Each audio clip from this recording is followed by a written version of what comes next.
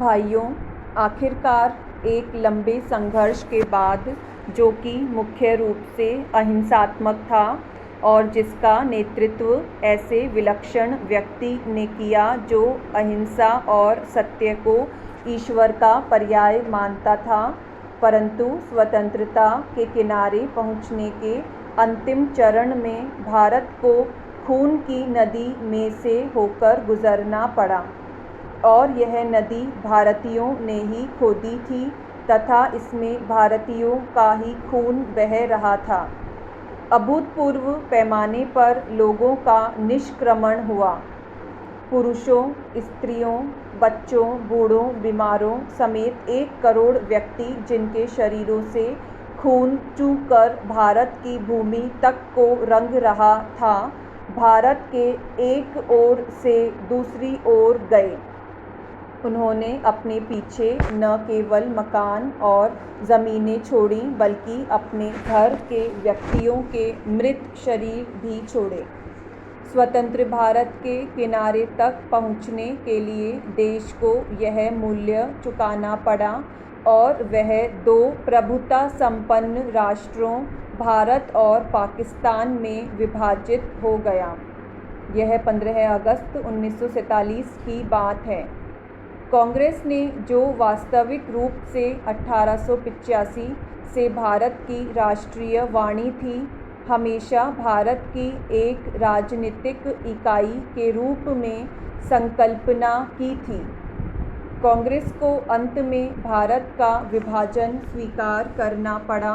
वैसे तो यह स्वीकृति सहमति से दी गई थी, परंतु वास्तविक रूप से देखा जाए तो यह ब्रिटिश शासकों द्वारा पिछले कई दशकों से उत्पन्न की गई परिस्थितियों के दबाव के कारण था। फूट डालो और राज करो की नीति पहल अलीगढ़ मुस्लिम कॉलेज की स्थापना के साथ शुरू की गई। एक पहल के बाद आने वाले 3 ब्रिटिश प्रिंसिपलों ने पृथकता का विचार मुस्लिम नेताओं और छात्रों के मन पर बैठाया। सर सैयद अहमद को विभाजन मूलक विचारों को फैलाने के लिए उनसे हर प्रकार की मदद मिली। हम यह नहीं कहेंगे कि इसमें हिंदुओं का कोई दोष नहीं था, जो मुसलमानों से सामाजिक स्तर पर अलगाव बनाए रखते थे और आर्थिक दृष्टि से उनका शोषण करते थे। अलीगढ़ कॉलेज के अधिकारियों को अपने उद्देश्य की पूर्ति के लिए उपजाऊ भूमि मिली। यह सब कुछ पिछली शताब्दी के अंतिम वर्षों में हुआ। इन्होंने सोच समझकर राष्ट्रीय मुसलमानों की उपेक्षा करने की नीति अपनाई। 1947 में कांग्रेस के पास विभाजन स्वीकार करने के सिवा कोई विकल्प नहीं था, विशेषकर गंभीर सांप्रदायिक झगड़ों के कारण, जो कि गृह युद्ध का रूप धारण कर रहे थे।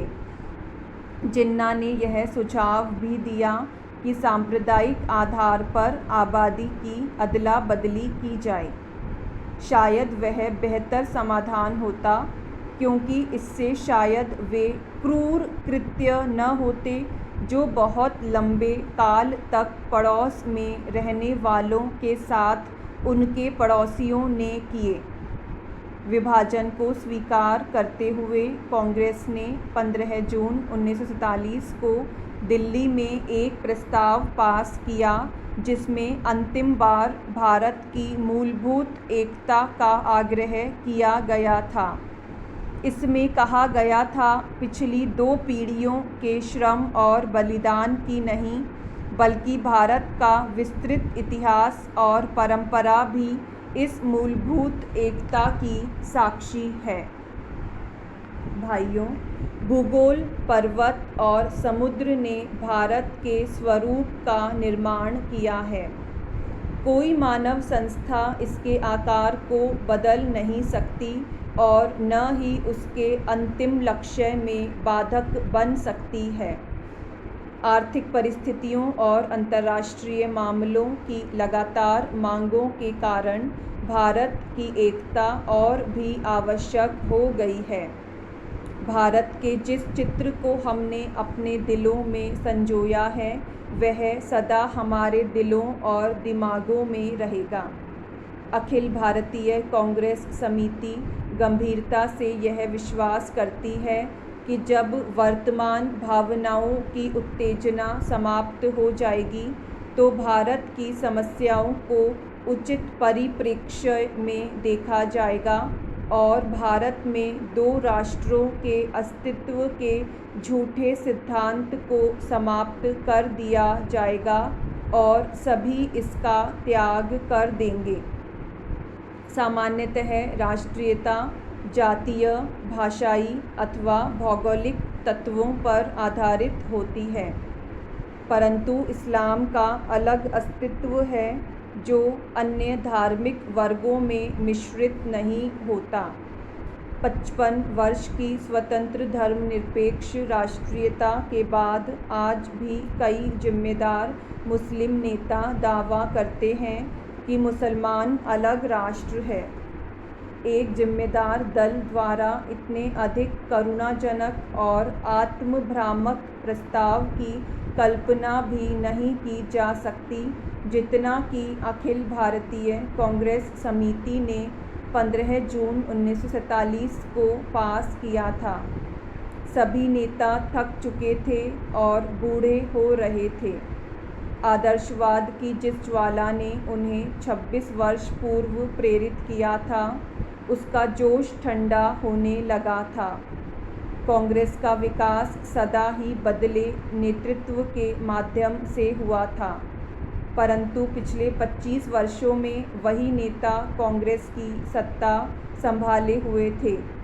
उनके व्यक्तित्व और उनके त्याग ने उनको जो ख्याति प्रदान की थी, उनको जो बल प्रदान किया था, उसको कोई युवा नेता चुनौती देने का साहस नहीं कर सकता था। विभाजन के विरोध में केवल एक ही स्वर था और वह था गांधी जी का, परंतु वे भी बहुत बूढ़े हो गए थे और उनका स्वास्थ्य भी ठीक नहीं था। उन्होंने अखिल भारतीय कांग्रेस समिति से प्रस्ताव स्वीकार करने के लिए कहा यदि वे नई कार्यकारिणी समिति और नई अंतरिम सरकार के लिए नए नेता नहीं चुन सकते। प्रस्ताव को पहले कार्य समिति ने पास किया। गांधी जी से विशेष रूप से प्रार्थना की गई थी कि वे उपस्थित हों और सभा को संबोधित भी करें। लेखक अखिल भारतीय कांग्रेस समिति की बैठक में उपस्थित था। गांधी जी का भाषण स्पष्ट रूप से उनके दुख का द्योतक था। उन्होंने कहा कि उनके विचार सर्वविदित हैं। फिर भी उन्होंने अखिल भारतीय कांग्रेस समिति को प्रस्ताव पास करने की सलाह दी। उन्होंने कहा कि अखिल भारतीय कांग्रेस समिति को इसे रद्द करने का अधिकार है, परंतु किसी ने इसका उत्तर नहीं दिया। उस समय ब्रिटेन भारत से चले जाने के लिए और अपनी साम्राज्यवादी धाक छोड़ने के लिए बहुत उत्सुक था। अब यह बोझ उनके लिए बहुत भारी हो गया था। एशिया के राजनीतिक पुनरुत्थान की उठती हुई लहर को नियंत्रित करना था।